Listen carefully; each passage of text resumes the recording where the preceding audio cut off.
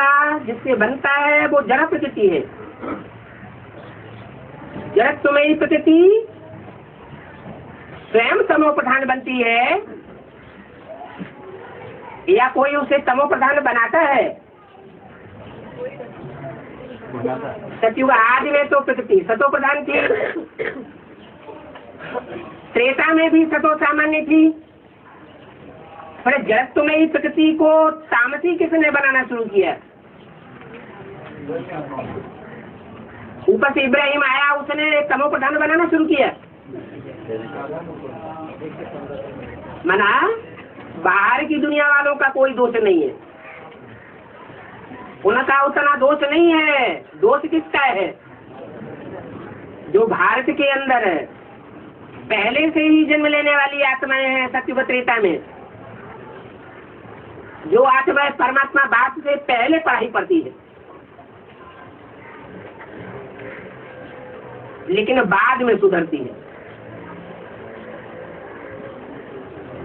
पढ़ाई पहले पढ़ती है, सुधरती बाद में है। उसका कारण क्या है? उनको लंबा टाइम क्यों लगता है? ज्यादा जन्म। अच्छा, वो ज्यादा जन्म लेती है, और जो सूर्यवंशी चंद्रवंशी है वो ज्यादा जन्म नहीं लेते। वो आत्माएं हैं जिनके अंदर ये पार्ट भरा हुआ है।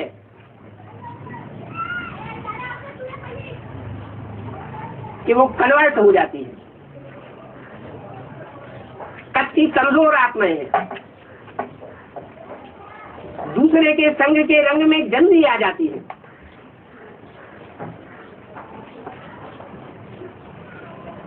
आत्मा मनन चिंतन मंथन वाली होगी, बुद्धि में तीक्ष्ण होगी,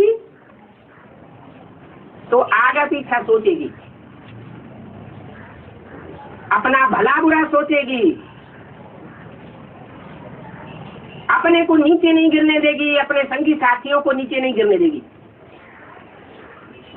और जितनी ही आत्मा जड़त्व में ही होगी, उतना आगा पीछा नहीं सोचेगी। परमधाम में तो सब आत्माएं रहती हैं, सब आत्माएं चैतन्य कही जाती हैं।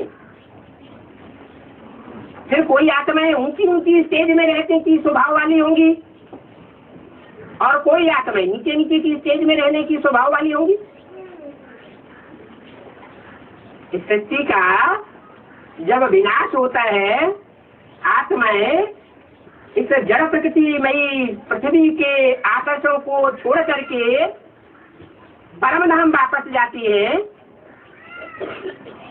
तो सबकी दूरी जड़त्वमयी प्रकृति से एक जैसी होती है या नीचे ऊपर होती है? सुप्रीम सोल सबको क्रॉस करके रहता है और सबको परिधि में लेकर के रहता है। क्यों? उसके बाद प्रजापिता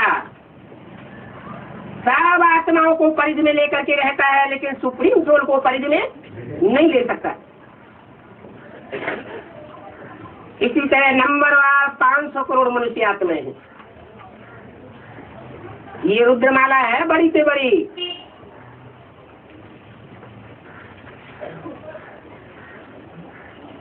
कोई 5 तत्वों की पृथ्वी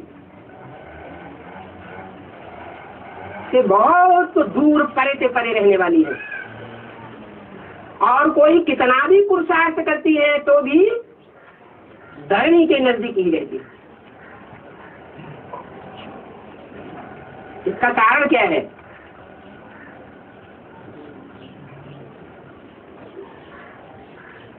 पृथ्वी तो गोल है, गोल पृथ्वी के चारों ओर वायुमंडल है, वायुमंडल के चारों ओर स्पेस है, और स्पेस के चारों तरफ परमधाम है। कुछ आत्माएं पृथ्वी के बहुत नजदीक नजदीक रहती है, और कुछ आत्माएं बहुत दूर दूर रहती हैं। कम जन्म लेने वाली कौन सी होंगी और ज्यादा जन्म लेने वाली कौन सी होंगी? कम पार्ट किस में भरा होगा और ज्यादा पार्ट किस में भरा होगा? जो नजदीक होंगी, जो पृथ्वी के नजदीक रहने वाली होंगी, पृथ्वी के नजदीक परिधि में आने वाली होंगी, माने जिनकी परिधि छोटी होगी, वो कम पार्ट बजाने वाली होगी। और जितनी ही परिधि उनकी विस्तार वाली होगी, जाति आत्माओं को परिधि में लेने वाली होंगी, वो जाति जन्म लेने वाली होगी। जन्म होता है लेकिन वो पावर उनमें भरी रहती है, वो पावर आत्मा में परमधाम में मर्ज रहती है। बुद्धिमानों की बुद्धि सुप्रीम सोल परे से परे कहा जाता है। परे से परे का मतलब क्या हुआ? बुद्धि में सबसे परे है, वो जन्म के उस चक्र में आता ही नहीं, इसलिए बुद्धिमानों की बुद्धि कहा जाता है। बुद्धि में जितनी जाती तीक्ष्णता,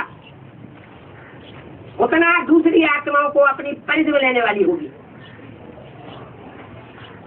और बुद्धि जितनी ही मंद होगी, उतनी जाती आत्माओं की परिधि में रहने वाली होगी।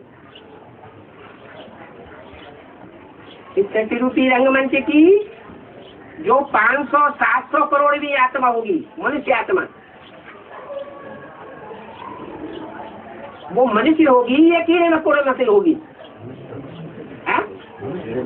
मनुष्य तो होगी, लेकिन मन बुद्धि की पावर कीड़े मकोड़ों में सल होगी।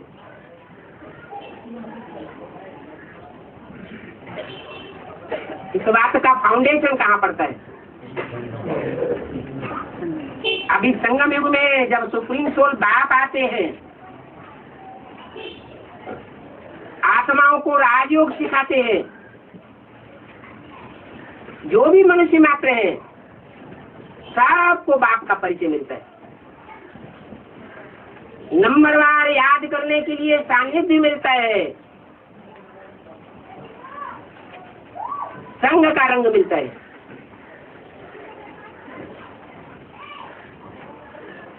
सब मनुष्य 10 इंद्रियों वाले, 9 इंद्रियों वाले हैं।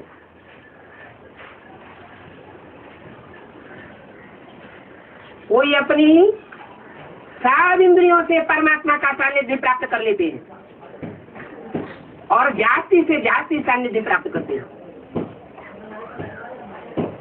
और कोई आत्माएं कम सानिध्य प्राप्त करती है।